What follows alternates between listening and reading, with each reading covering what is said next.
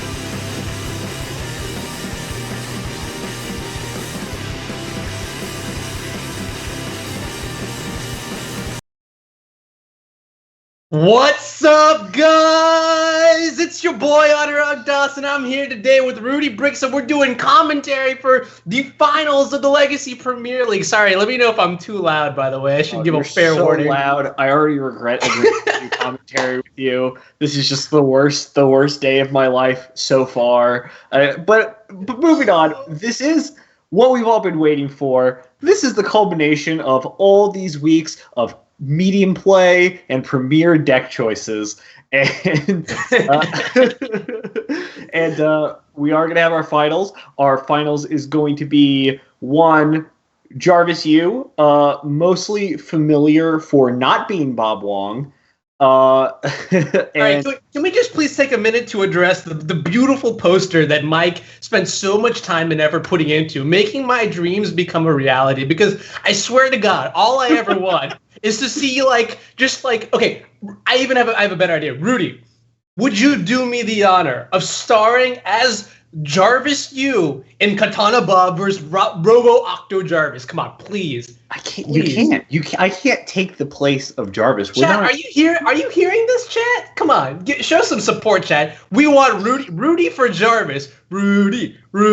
No, messing around. But we do have a really good battle. We have last season's winner, Caleb Durward, playing once again in the finals. Not very, surprising. Obviously, has his fingers on the pulse of the Legacy scene, and he's going to be playing against Jarvis. And let's take a look at what our players are playing. And we have Caleb Durward's first deck, and this is something that I'm pretty familiar with, and that's Food Chain here, and I really like Food Chain. It's going to be a good deck choice pretty much no matter what Jarvis is going to bring. If he's bringing a fair deck, if he's bringing a combo deck, if he's bringing a mid-range deck, Food Chain has all the tools necessary to kind of fight through those. And if we look through, and if you look at this deck list, you see that it's really so good against fair decks as it is that his sideboard is almost entirely dedicated to combo. Yeah, I mean, if you look at the special cards in this deck that stand out, Mist Hologriffin, it's immune to Swords to Plowshares and Abrupt Decay, so you can just keep buying it back when, you beat in over turns and turns and turns. You have a lean kill condition now in Walking Ballista, which you combine with Food Chain, Eternal Scourge, or Mist Hologriffin to create, an infinitely powered Ballista that Gatling guns your opponent. You've also got resilient items like Leovold. Leovold has made like a huge hit on the Legacy scene ever since being printed in Conspiracy. And I mean, the rest of the deck is it's great. Four Brainstorm, a bunch of Ponders. You've got Force of Will, some removal and Abrupt Decay, even like value generating cards like Baleful Strikes. So I think this game one is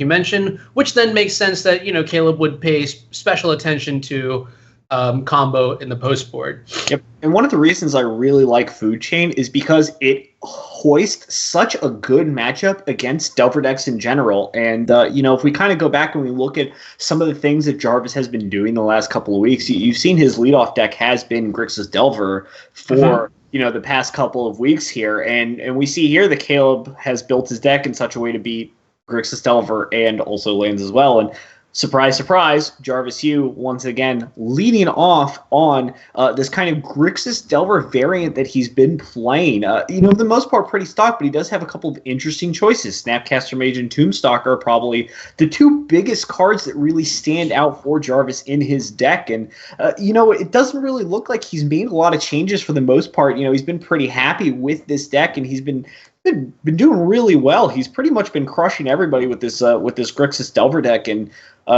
Snapcaster Mage has been nothing short of impressive every single game that Jarvis has had it. Yeah, I remember like a while ago, Malamujo, the Magic Online aficionado, started showcasing the one Snapcaster Mage, which I do think, Rudy, you get a little bit of credit for too. I actually do get credit because when I was trying to figure out what deck I wanted to play after Sensei's Divining Top got banned in Legacy, I elected to play Sultai Delver, and I elected to play a Snapcaster Mage. And I was talking to Malajumo, since he is, pretty familiar with the Sultai Delver strategy, meaning that's literally all he plays in Legacy. I'm pretty sure he actually just owns one deck on Moto, and it's just Sultai Delver. Well, if you own one deck and you play it as well as he does, no problems. And I sent him the deck list, and he's like, I don't know about this Snapcaster Mage. He comes back, and it comes back like an hour and a half later. He's like, all right, I 5-0'd Snapcaster Mage is great. But right, so let's take a look at the Twitter poll. See, we have 60% of the audience saying that Jarvis Yu, the one, the only Master East Gold Pro competitor, is going to win with a 60% lead. That being said, Caleb, 40%. This is probably the closest we've ever seen the stats come out. So for sure. I'm really interested to see how exactly how many people voted versus how close it actually was. But Caleb is definitely not someone you can ever really count out. I'm pretty interested to see what his next couple of decks are. In general, Caleb likes to kind of play off the wall decks, and Food Chain is definitely an interesting one to start off with for sure. It's not really as popular as some of the other decks, but it definitely is super powerful. And we're going to go ahead and get right into things. And let's go ahead and let's take a look and see what their hands are. And we see Jarvis has a hand of, a bunch of fetch lands, a Gitaxian Probe, and a Grim Lavamancer. And this is a pretty interesting hand, right? Yeah. So if you're in Jarvis's position, Rudy, do you keep this hand? Well, yeah. Sorry. Do you keep this hand? No. You don't keep this hand? No. I'm a pretty firm believer that Grixis Delver, but also Delver decks in general, are pretty good at kind of managing what their deck is and being able to draw through a lot of different cards. And I feel like Jarvis has a lot of better sixes than he does. We're going to see both players actually mulligan to 6 with no lands, mulligan to 5, and we're pretty likely to see both of these players keep their 5. Deathrite Shaman, Gitaxian Probe, Polluted Delta, Wasteland, Snapcaster Mage. Not the worst hand in the world against, any fair deck. And we see Caleb has 4 lands and a Baleful Strix, and he's going to keep, and he's going to scry a Ponder to the top, and you got to be pretty happy with that keep right there. Yeah, and it looks like Jarvis is going to find a Scalding Tarn on top of his deck, and he is going to, he's debating. Ooh. And on top. Okay, on top the Scalding Tarn goes. On top here, I'm actually not too surprised by that. You might think that's a little weird, but because he has Snapcaster Mage in his hand, and in general, Grixis Delver is closer to a mid-range deck, we're pretty likely to see a lot of a lot of plays like this that are going to help him cast all of his spells, especially in the mid game.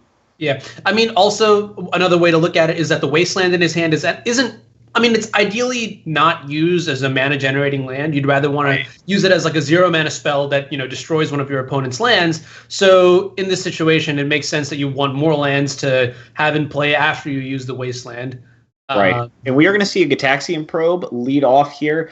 Jarvis is going to see Baleful Strix, Underground Sea, Island, Verdant Catacombs. Then he's going to fetch Polluted Delta with Polluted Delta down to 17, get an Underground Sea, put this Deathrite Shaman into play, and kind of pass things back to Caleb. Yep. We know Caleb's going to draw that Ponder. We did see him scry it earlier. He's going to play a second Underground Sea, play a Baleful Strix, and draw a brand new card here. And Polluted Delta is really not what he wants to draw here. If I had to guess, I would say that what Caleb really wants to draw there is a Food Chain. Oh, yeah.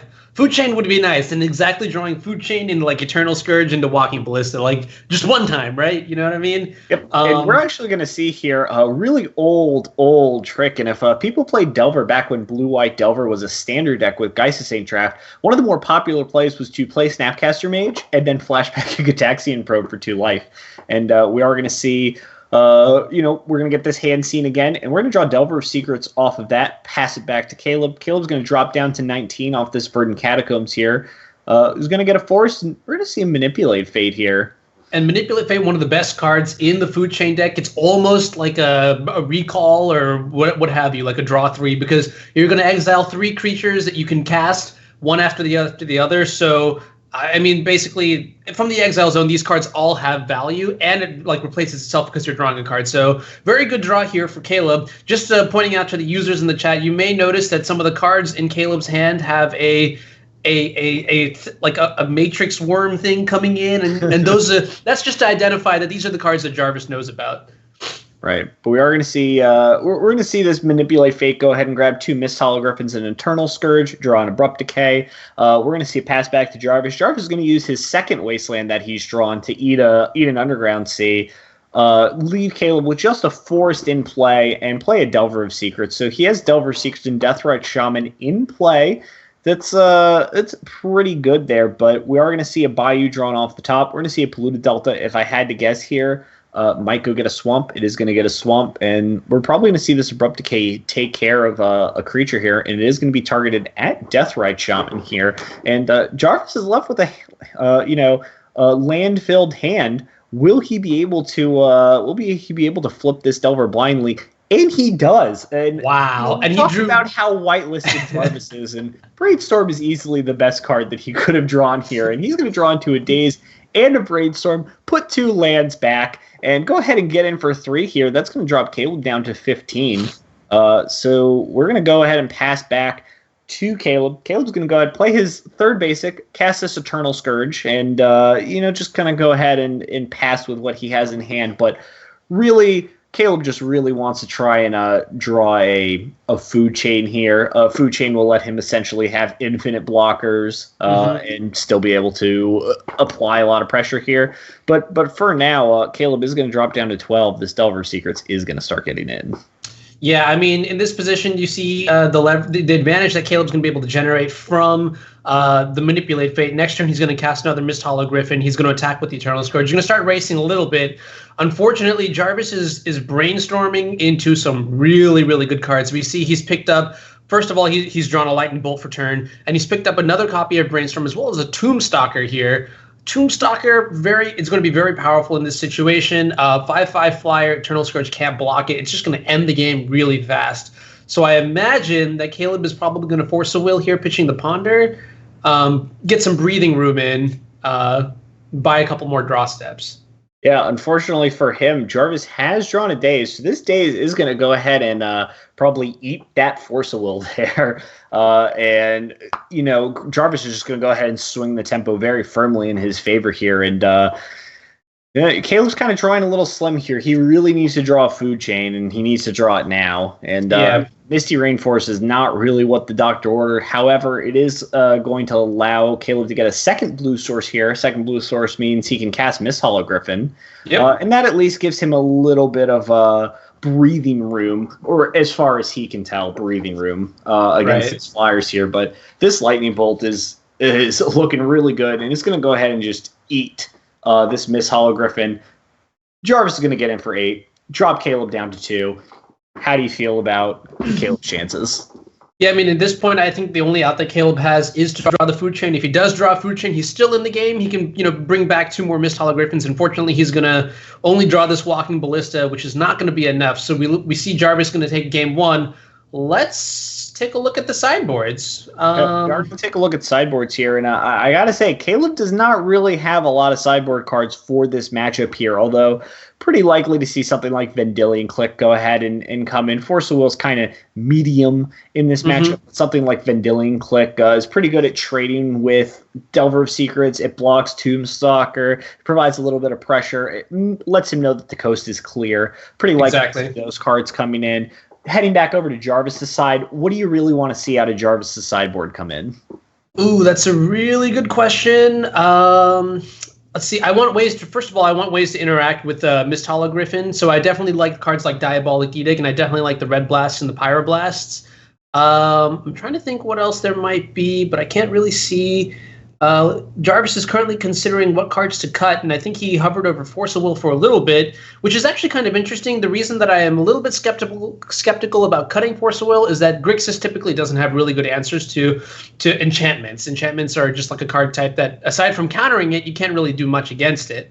So I would like to see Jarvis keep the Force of Wills in, but he is moving to cut the Cabal therapies, which is an interesting decision, I guess. I think. Yeah, I think it's pretty good, especially since he's not really centered around the young Pyromancer combo as much. And between like all the removal spells that he has, he's not necessarily priced into using like a card like Cabal Therapy to get rid of, any of the creatures or what have you, that he might be worried about. So I think just staying lean, just being, the typical Grixis Delver deck is probably the best plan. Now, this is an interesting decision, though. Jarvis has moved 2 copies of Young Pyromancer to the sideboard, and that's something I think in general you kind of can get caught up on the ground here. One of the benefits really to playing Food Chain is you're not just kind of this normalized combo deck, right? You have this ability to combo off your opponent. You have a lot of good tools to be able to fight through a lot of like hate or whatever. But in general, you're also just kind of this, Sultai mid-range deck that, there are a lot of things that in general, for 4 mana, a 2/2 Walking Ballista actually just ends up dominating a lot of games just because, it provides a threat, provides a way for you to attack, it provides a way for you to interact with opponents' creatures. And even after that, it still provides you the ability to just kind of put counters on it, make it bigger than everything else that's going on, trade it for everything that, your opponent can do. So we're pretty likely here to see, the combo only be half of an aspect. But we will see how it goes. But we do see that Caleb has a pretty okay start. He does have a turn 1 Deathrite Shaman here, and Jarvis is comboing off right now. I forgot that he was Storm Count 3. Storm Count 3 currently. Cataxia probing a lot here. I wonder really what he's kind of looking for here, and it looks like he might have just been looking for another land. And it looks like once he drew the Force of Will, maybe he decided he wanted to try to find another piece. So that's pretty good for him. He's going to play an Underground Sea. He is going to pass. All these Pyroblasts are obviously significantly better with the Volcanic, so that's also pretty likely what Jarvis was looking for. Yeah, I mean, just different land to play. I don't remember if he has Fatal Push in his list, but getting rid of that turn 1 Deathrite Shaman is absolutely critical for the Grixis Delver deck, which is so centered around tempo and just mana advantages and things like that. So I'd be very surprised if he was also not digging for some way to kill that. Right. We are going to see Fetch Land here. We are going to see an attempt for Caleb to cast Leovold. It is going to be met with Force of Will pitching Snapcaster Mage. That's going to drop Jarvis down to 13, and 13 is not a very large life total. Correct, yeah. I mean, those triple Gataxian probes, the cost of paying 2 life 3 times so early in the game will probably show up later in the game, especially when you're playing against a deck that has, 3/3 birds and maybe like a chip damage from a Baleful Strix attacking or like a Deathrite Shaman activation. It will add up. You are correct. We're going to see, so obviously this Leovold gets Force of Willed. It's a little bit tragic because Jarvis is not able to Pyroblast the Leovold, rather instead having to Force of Will it, because now he's going to draw the Scalding Tarn, unlocking the 2 red spells in his hand. I do like the sequencing that Caleb has given here, leading with the Leovold. I mean, it's not as powerful, I think, as the food chain, given his hand is like Baleful Strix and Mist Hologriffin and Walking Ballista, by the way. So he's got the whole combo ready to go. Yeah, he does. Everything is really together here, but we're going to see here this Pyroblast is going to go ahead and eat this Baleful Strix here, and Jarvis is setting up for a really good turn, right? He gets to untap Wasteland and cast Diabolic Edict, so not only does he get to eat the Deathrite Shaman, he also gets to eat away at a land of Caleb's, and that's going to set him back pretty far. Yeah, and it's also pretty interesting because Caleb did miss his land drop on his third turn, and Jarvis is not one to miss on that queue. So that also that makes this mana denial strategy all the more relevant, I guess you could say. Yeah, and we're going to see Caleb drop down to just a Tropical Island and play. Oh, Deathrite Shaman is definitely one of the better cards that he could draw here. And, that's going to keep him in this game at least for a little bit. I would just assume there that Jarvis's draw is going to be Brainstorm into Lightning Bolt and another Wasteland. But unfortunately for Jarvis, he didn't have that draw. He did draw a Deathrite Shaman. We're going to see this Tropical Island into Deathrite Shaman pass back. Another no land for Caleb, and that is not really where he wants to be. And he's going to try to attempt to play this Baleful Strix. It is going to be met with another Pyroblast here, and we're just going to go ahead and pass it right back. And a Wasteland off the top here. That is a dirty top deck. Oh, man. Yeah. And what's crazy about this is that, Jarvis is going to be able to deploy his Tombstalker this turn, and then basically use his Deathrite Shaman to lock off Caleb's Deathrite Shaman for what is likely going to be the rest of the match. I mean, we might see Caleb try to get some activations here and there, but Jarvis is going to be the fun police and going to definitely capitalize on this denial. And speak of the devil, I mean, Caleb is drawing lands here, which is really good, which is absolutely what he needs to draw, but it may be a bit too maybe a bit too late, but we will see. I mean, Caleb is in a position where if he does draw, runner lands, and Jarvis with a Wasteland off the top, good attack, Caleb back down to 0 again. And now Caleb is in a point where not only does he need to draw, 2 more lands, now he needs to draw infinitely more here. And we're going to see this Deathrite Shaman go after the Wasteland in Jarvis's graveyard. Will Jarvis respond? He will. This is what I'm saying. Jarvis is strict. Jarvis plays good magic, so he knows better than to let anything like that slip by. Right, so he is going to play an island. He is going to get to attack for 1 here. And what is really nice here about that play from Caleb is before he played his land, he went ahead and he tried to eat something first. So Jarvis would be a little more inclined to try and eat the land instead of trying to drain Caleb out and making the clock faster by a full turn, actually. So Tombstalker is going to drop Caleb down to 9. And this Snapcaster Mage is going to be pretty good. It's going to provide a lot of value here. And we're going to see if Jarvis wants to use this Snapcaster Mage now or kind of hold it for a Pyroblast. Right. And that might be the last turn that Caleb had to draw something relevant. And unfortunately, he's going to draw Manipulate Fate. Not good enough when your hand is full of 3-4, X mana spells. So that was pretty surprising. I think that's just representative of the power that Grixis Delver has, that even though, you might have this deck like Food Chain, which has a lot of really, really powerful tools like Baleful Strix and just recurring Mist Hologriffins, that the lean curve, the 1-mana spells that Grixis Delver has and Pyroblast, Brainstorm, Daze, Probe, etc., just sometimes it's just really, really easy. I mean, also drawing 4 Wastelands may have had something to do with it, but I'm not a Magic professional. I wouldn't really know. So you're not a professional like Jarvis. That is quite unfortunate. But we did see there that this is one of the interesting parts about this kind of matchup is even though that Caleb was playing a bunch of basics in his deck. Yep. It ended up not really coming together because in order for him to cast all the spells and make sure everything was working correctly, he really needed to fetch duels and then got punished by Wasteland out of Jarvis. And although it's obviously, just kind of an unfortunate thing, it does happen. But I believe Julian is going to be tagging in for me in just a minute for match number 2. So we will be getting to that. If people are unfamiliar, This is how it works. We're going to be playing a King of the Hill style tournament. Each player has chosen 3 decks. Neither player knows what the other person has selected. When you win with the deck, you have to continue playing with it. When you lose, that deck is out forever, and you have to come in with a second deck.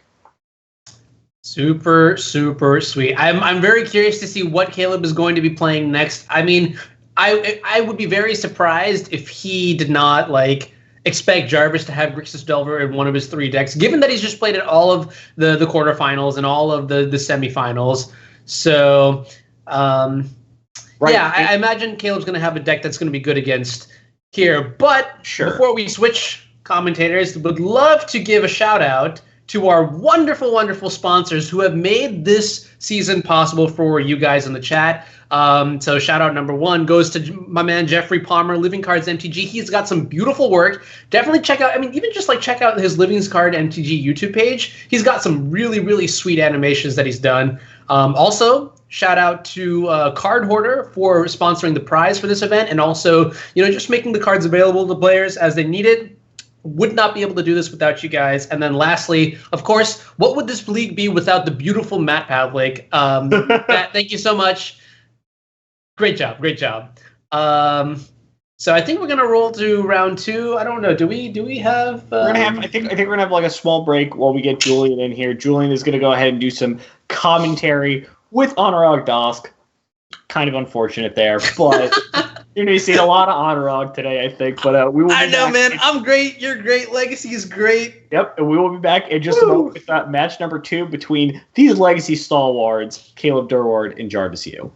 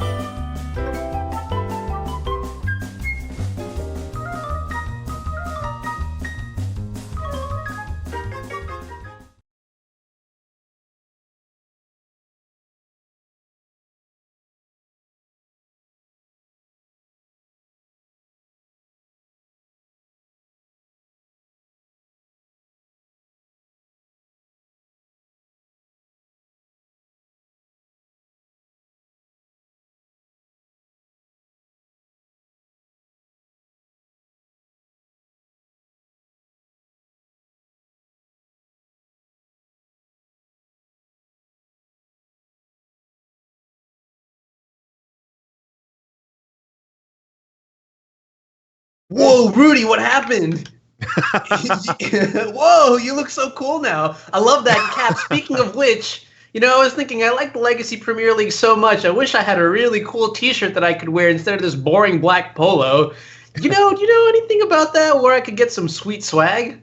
Well, you're lucky because just yesterday, the Legacy Premier League shop just went online on its Julian.com. So you can get the girly shirt, the Legacy Mediocre League 2007, Premier League 2017 shirt, and also the alternate shirt for the people who don't want the big logo on their shirt. So we got the tiny thing above the heart. I like that. Yeah, we got everything for you. I like that. As a Magic player, I love having options, and at the It's Julian Legacy Premier League stop, I get options, so I'm super ecstatic. So I think we're about to dive into the second match. We have Jarvis Yu playing against Caleb Durward. Jarvis did take the first match against Caleb Grixis Delver beating Food Chain. So looks like Caleb is going to tag in with this spicy deck list. Julian, talk to me a little bit about it. I think this looks pretty much like the decklist that Caleb played in one of the previous rounds, where I can't say revolutionized Legacy, but definitely put some really sweet spice in there. And as far as I remember, he actually 3-0'd with the decklist, taking down the entire competition against, I think it was Bob, who couldn't find. I had to take Bob to the hospital that night because he was really hurt. He was just it was like Anurag, hold me, and I was just like, there's a bomber, man. There's a a Bomberman. He killed me 3 times. Yeah, so what this deck is looking to do is to basically empty his hand as soon as possible while having either Monastery Mentor in play to generate a lot of tokens early on, or like get the Bomberman combo with Auriok Salvagers. And if you haven't seen that before, it's pretty absurd. Like you get to loop Black Lotus, Arca, Lions, or Diamond through Auriok Salvagers and produce a mana every time. And then you eventually just basically draw your entire deck with Mishra's Bobble. I never thought I would actually say that in Legacy, but that's what the deck does. And it's really, really good. And I can see it doing really well against Delver strategies because of the Chalice of the Void. But also because of Walking Ballista, which is pretty good. So, yeah, I'm excited for this.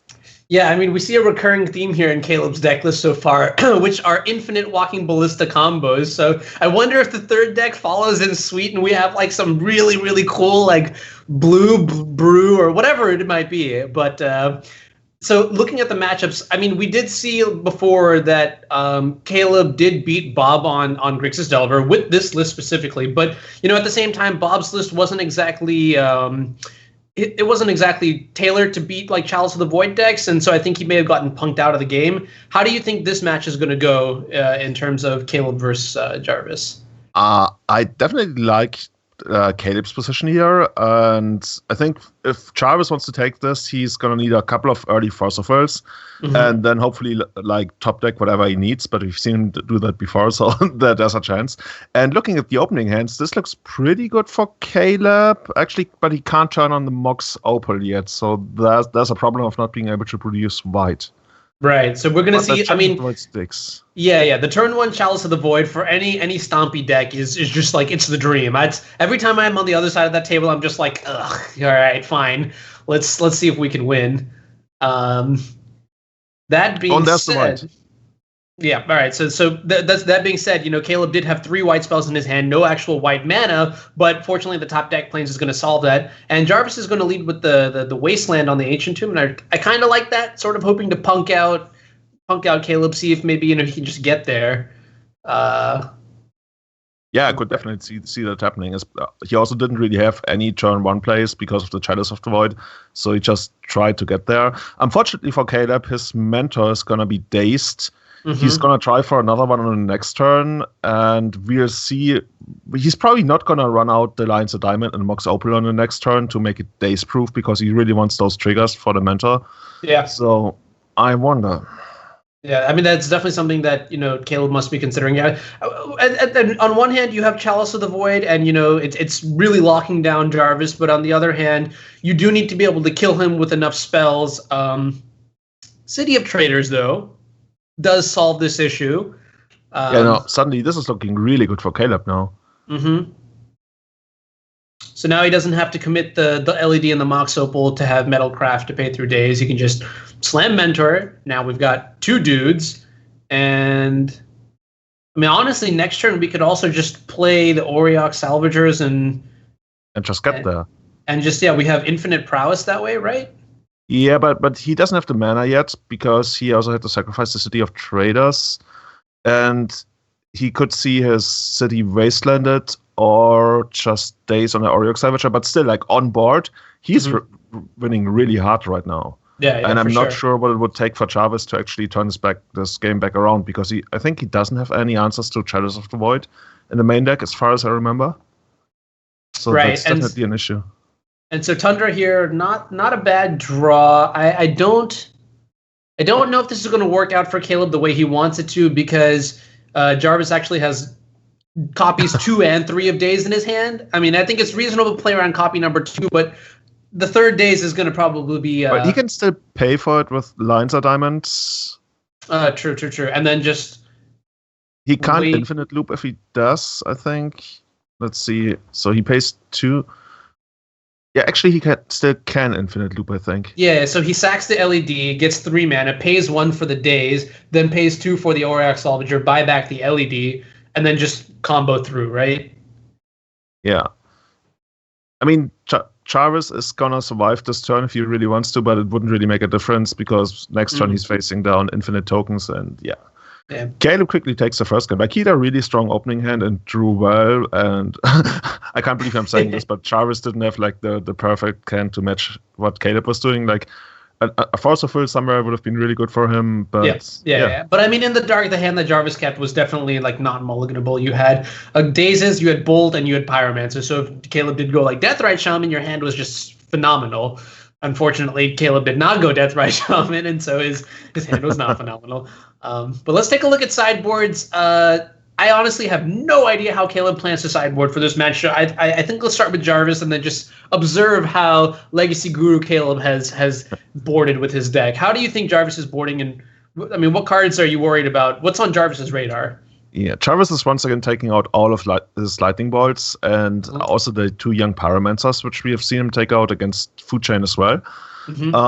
What is he bringing? He's bringing in Ancient Grudge, which totally makes sense. I think one of the cards, it's hard to see, is it a second copy of Ancient Grudge or is it Smash? No, I think there's a Sulfur Elemental and a Null Rod. Oh, Sulfur Elemental, yeah, that's really good there.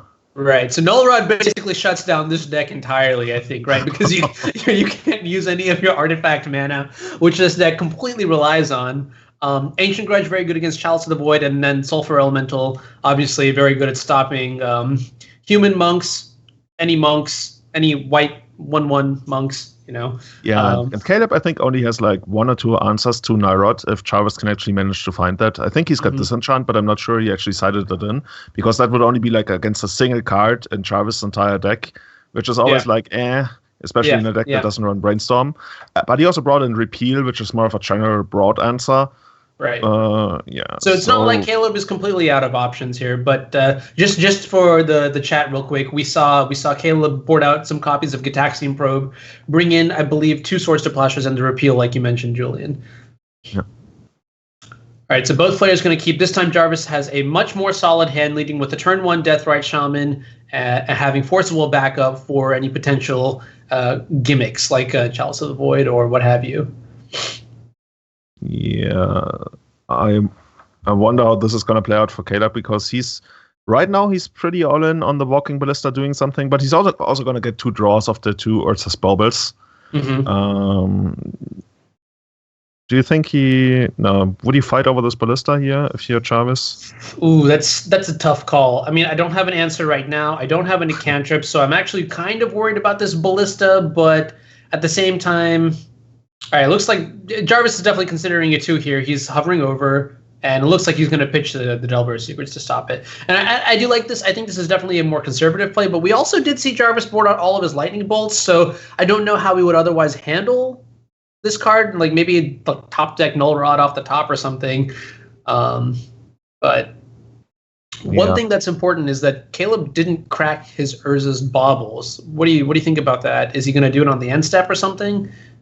Probably. I wonder I think the reasoning is, exactly, because you want to be like safer against cable therapy, which we see coming down right now. Had he cracked them like on his turn and drawn on Jarvis' turn, that would have been really bad for him, assuming he had drawn the card that Jarvis mentions now. Right. So cracking them later on Jarvis' turn is definitely like a good idea. Yeah, and honestly, right now Caleb's hand is not looking that great. I mean, he doesn't have a white source of mana. The LED doesn't really do much, and then the Repeal is also uncastable. So we're really banking on the Urza's Bauble to like find us some good cards. Jarvis probably going to try and capitalize off this weakness, this weak moment, as much as he possibly can. And the Force of Will is actually pretty important for Jarvis, I think, because if Caleb actually manages to find a white source, or preferably Mox Opal on the next turn, he can actually start like casting the Auric Savages and then trying to go infinite on the next turn. But Jarvis also has the Diabolic Edict on top, so he's pretty safe against the infinite combo here. So he'll probably just sit there and try to grind out some small advantages over the next couple of turns while having the Force of Will backup. Caleb just needs to draw another Haymaker here, at least like one more. Caleb got lucky. Caleb got lucky with the Urza's Bauble. He got to see both cards instead of seeing one card twice. So just masterful play. It's brilliant. Yeah. So this is awkward now for Caleb because he literally isn't doing anything here until he finds like another white source or a white source in the first place. And it's kind of risky here. I mean, I don't know if Snapcaster Mage is on his radar, but he definitely does see the Cabal Therapy in the graveyard. So one line that Jarvis has next turn is, fetch away the top card. So he's fetching the Edict away. He's probably going to Snapcaster Brainstorm on his turn and then flashback the Cabal Therapy, sacking the Snapcaster maybe if he doesn't draw a threat, and then just getting rid of maybe like the Auriok Salvagers or the LED. He's super likely to name the Salvagers, which is devastating for Caleb because now he's back to drawing a White Source and a Haymaker, which is going to be a pretty tall order for him. So I think Jarvis is very, very far ahead in this game right now, even though he's got much fewer cards. He's in a great position here. Yeah. Ooh, but that Ponder is a nice pickup. It's a blue card for Force of Will and a follow-up for next turn. I can't imagine that Jarvis does not actually flashback Cabal Therapy here because Auriok Salvagers, it's very important to the deck in the sense that, that's what enables the infinite combo. And then B, it's also very hard for Jarvis to answer. I mean, if Cavernous Souls is in play, for example, Jarvis's Force of Will just, becomes dead. And Lightning Bolt also boarded out because it doesn't kill the 2/4. And Edict, he just shuffled away. So, I mean, in the words of Jarvis, I have a plan, and his plan brilliantly rewarded rewarded by nabbing the second Auriok Salvagers. Somebody's asking what's the artifact that Caleb has in play. I can't see it right now. Oh, it's Ursa's Bauble. Yep. It's a card you usually don't see in Legacy, but Caleb makes it work. Actually, he's playing, I think, 8 Baubles, Ursa's and Misha's Bauble. Like, he's playing all the brothers' Baubles. Yeah. And the way it works is you crack it, and it's a so-called slow trip that I think those came about in Ice Age, where you only draw a card at the beginning of the next turn's upkeep, usually like in your opponent's upkeep or on your upkeep. Mm-hmm. And what it does, I think it actually looks at a random card from your opponent's hand. And Misha's Bauble, I think, looks at the top card of the opponent's deck. And it's debatable which effect is better or worse. I think it depends on the situation. Sorry, go ahead. Yeah, no, but usually, like, the reason you run it is because it's an artifact. It enables prowess. It enables a lot of other things, like Mox Opal. You're not playing it for the effect. Mostly the text is 0 mana artifact, draw a card. Anything else, and like outside of that, the rest of the card, it doesn't really matter. Absolutely right. Yeah. So Caleb picked up a Cavern of Souls, which should help him a lot in case he's able to find one of his Salvagers or Mentors.